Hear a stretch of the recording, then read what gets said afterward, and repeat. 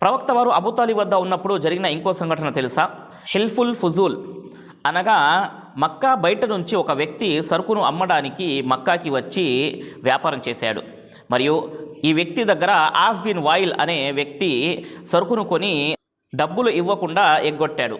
మరియు ఆ జుబైద్ అనే వ్యక్తి బయట నుంచి వచ్చిన ఆ వ్యక్తి మక్కాలో ఉన్న పెద్ద పెద్ద వ్యక్తుల దగ్గరకు వెళ్ళి తమ బాధను చెప్పుకున్నారు. ఎవరు కూడా సహాయం చేయలేదు. అతను కొండపైకి ఎక్కి తమ బాధను, దుఃఖాన్ని, అతనిపై జరిగిన దౌర్జన్యాన్ని పద్యంలో, కవితల్లో చెప్పటం మొదలుపెట్టారు. మరియు కొండపై నుంచి చెప్తే మక్కా నగరంలో ఉన్న ప్రతి ఒక్కరూ విన్నారు.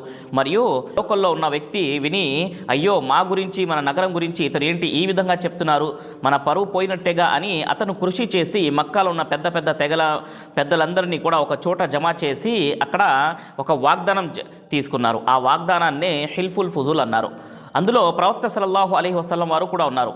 ఏం జరిగింది వాగ్దానంలో అన్నారు, ఈ రోజు నుంచి మక్కా నగరంలో దౌర్జన్యం చేయటం అనేది జరగదు.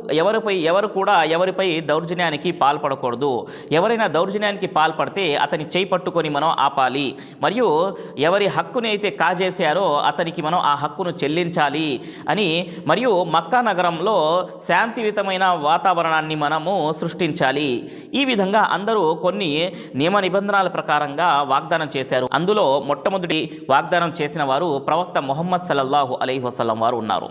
అజ్ఞాన కాలం నుంచే ప్రవక్త ముహమ్మద్ సల్లల్లాహు అలైహి వసల్లం వారు సహాయం చేయటము, ఒక వ్యక్తికి ఆదుకోవటము మరియు శాంతియుతమైన వాతావరణాన్ని సృష్టించడానికి కృషి చేసేవారు.